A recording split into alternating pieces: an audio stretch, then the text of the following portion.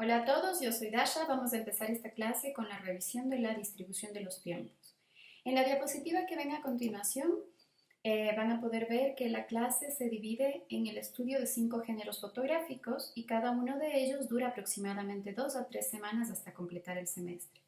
Aparte de eso, tenemos la semana introductoria y la semana final, que es de exposiciones. La nota final de cada unidad equivale en un 40% a la fase de estudios previos, que son las primeras semanas, y un 60% al proyecto personal, que son las últimas semanas. La metodología de trabajo va a ser expositiva, es decir, yo les voy a dar material propio generado por mí o material de lectura especializado, links a páginas especializadas, en fin, hasta lograr entender este género fotográfico, de qué se trata y poder reconocerlo en el trabajo de otros profesionales. Pero después ustedes van a tener que aplicar esos conocimientos en un proyecto propio, ¿sí? Que es, digamos, el sentido de esta clase. Cuando termine el semestre ustedes van a tener 5 proyectos propios, uno que corresponde a cada género fotográfico. Como les decía, la evaluación es justo la combinación de su actuación en estas dos mecánicas, digamos, de aprendizaje. Bueno, hablemos de lo que nos toca, los géneros fotográficos. No son tan fáciles de clasificar porque como hay muchas nuevas tecnologías, todo esto se les llama como la nueva media, el new media. Es muy difícil ahora ponerle nombre o etiquetar formas de fotografía porque hay gente que hace, por ejemplo, fotografía y programación, fotografía y realidad virtual, pero existen géneros tradicionales de la fotografía. Y los géneros son, digamos, especialidades de su profesión. Entonces, por ejemplo, un doctor va a ser cardiólogo, ¿no es cierto? Internista, traumatólogo. Lo mismo el fotógrafo va a ser documentalista, paisajista, va a saber en general de todo el mundo de la fotografía, pero se especializa, su especialidad está en un área específica. Entonces, la materia está dirigida primero a que ustedes descubran cuáles son sus potencialidades, vean en qué área les gustaría desenvolverse más, por ejemplo, para que vayan construyendo su portafolio como direccionado hacia ese lugar, pero para que también dominen las distintas herramientas y técnicas de cada uno de estos universos fotográficos. Y la fotografía tradicionalmente se ha dividido en estos géneros fotográficos, de los cuales vamos a descartar la nueva media, ¿no? Toda la multimedia, digamos. Y nos vamos a centrar en estos que son los géneros tradicionales de la fotografía.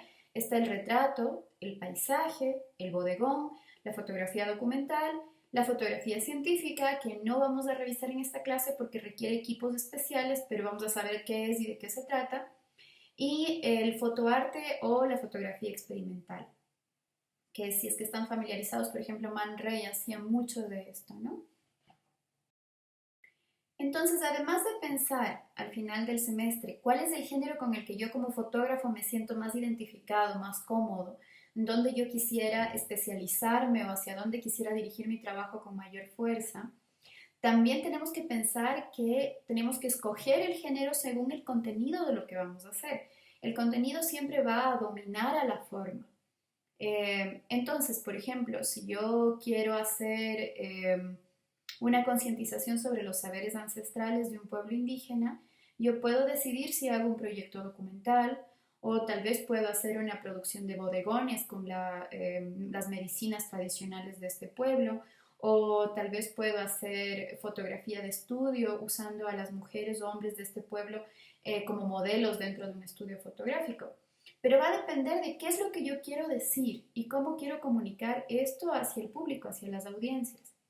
Entonces vamos a ver cuáles son los 4 factores que determinan la selección del género fotográfico apropiado para tu proyecto.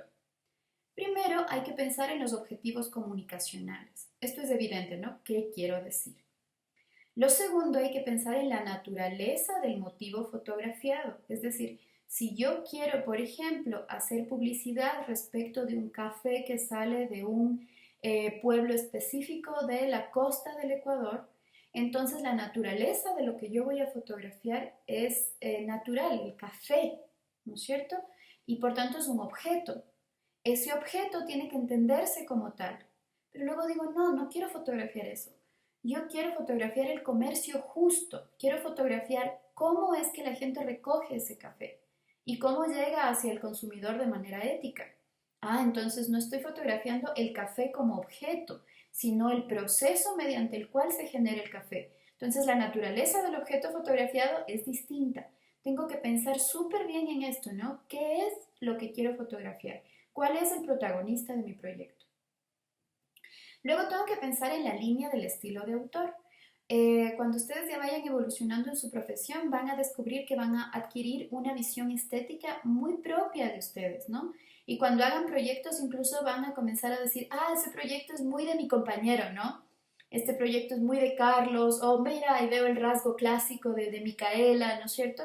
Entonces yo voy a poder ya distinguir cuál es esta visión estética que yo he adquirido y explotarla, no repitiéndola constantemente, ¿no? Pero sí explotarla para tener un proyecto más auténtico, digamos, desde la visión del que lo produce. Y por último, necesitamos obviamente pensar en el equipo y las condiciones con las que contamos. Entonces, por ejemplo, si yo estoy haciendo un comercial para BMW, sé que voy a tener un presupuesto grande y por tanto puedo utilizar todas las luces, los mejores estudios, ¿no es cierto? La mejor tecnología de edición. Pero si estoy haciendo un proyecto comunitario, por ejemplo, para concientizar respecto de educación sexual a niños de un pueblo, ¿no? Y sé que no voy a tener los recursos económicos quizá, y que cuento con una cámara, quizá dos lentes, y por ahí un rebotador, una lucecita. Entonces pienso, mi proyecto, ¿qué condiciones me da? ¿Qué características me da? Y ahí determino qué es lo mejor frente al equipo y las condiciones con las que cuento. Ya, entonces, a ver, pensemos qué mismo es un proyecto fotográfico, ¿no? Vamos a pensar en la diferencia que existe entre un fotógrafo amateur y un fotógrafo profesional. Digamos que yo entro a los portafolios, ¿no? De estos dos fotógrafos. En el caso del fotógrafo amateur, yo voy a tener una especie de collage con una selección de fotografías súper variadas. Voy a tener por ahí un desnudo, por ahí un reflejo en el agua, por ahí una palmera, ¿no es cierto? Un pajarito que salió. Muchas cosas distintas, porque la selección que hace este fotógrafo es todas las cosas que me han salido bien, las junto y las pongo. Pero cuando yo entro al portafolio de un fotógrafo profesional, como los que vamos a ver en un segundo, lo que veo son proyectos fotográficos, es decir, cuerpos de trabajo sólidos que constan de varias fotografías que juntas cuentan una historia. Ese digamos que es el sentido del proyecto fotográfico. Entonces veamos la diapositiva. Un proyecto es fruto de un proceso sistemático y organizado, ¿sí? Es decir, no es una cosa que solo sale, ¿no? Sino que yo la planifico. Ese es el primer requisito de todo proyecto, es que tiene una planificación previa, no es un chiripazo, digámosle en ecuatoriano, ¿no? Y esta planificación tiene como objetivo cubrir una necesidad de comunicación. La fotografía comunica, ese es el sentido esencial, ¿no? En el proceso de este proyecto, el profesional gestiona tiempos, recursos humanos, recursos financieros, recursos de otro tipo, no financieros, por ejemplo, locaciones, vestuario, cosas que ya se tienen, ¿no? Seguridad, tecnologías, accesos a los lugares, la creatividad que le pueda poner al proyecto, los distintos sistemas de comunicación y plataformas, entre otras cosas, ¿no? Entonces, fíjense que para hacer un proyecto uno piensa mucho, ¿sí? No es solo un clic de una fotografía, sino que planifica con varias variables, ¿no? Y ahora vamos a ver algunos ejemplos de proyectos fotográficos de fotógrafos profesionales. Entre muchas de las plataformas que les recomiendo para buscar fotógrafos profesionales está Magnum Photos y dentro de ella sus fotógrafos, ¿no? Aquí, photographers. Vamos a ver un listado de fotógrafos del mundo. Vamos a ver al azar, por ejemplo, esta fotografía. Y aquí vemos el trabajo de Matt Black. Vamos a ver que cumple este trabajo con las variables que yo les había dicho antes, ¿no? Tiene un estilo de composición, de uso de la luz, una temática que une a las fotografías, ¿no? Puedo ver que todas estas fotografías son fotografías urbanas de corte documental, todas son en blanco y negro, todas tienen alto contraste y lo utilizan como recurso para contar cosas. Vamos a ver otro ejemplo más, para ver si no les estoy mintiendo. A ver, vamos a ver una chica. Vicky Deporte, ¿sí? Nuevamente, vemos en las fotografías una continuidad en cuanto al uso de la luz, fíjense, una comprensión similar del contenido, fotografías de corte documental, pero también fotografías que no, que están pensadas, ¿no? Que están planificadas con anterioridad. No es que no es que están posadas, sino que están planeadas, ¿no? Es distinto eso.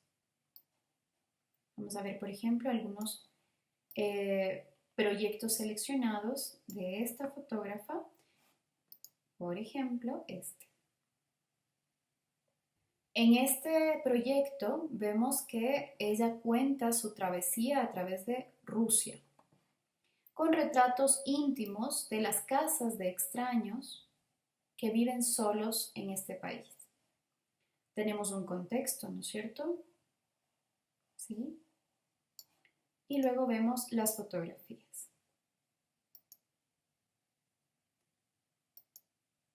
El uso del color, de la composición, de la tecnología, es muy similar.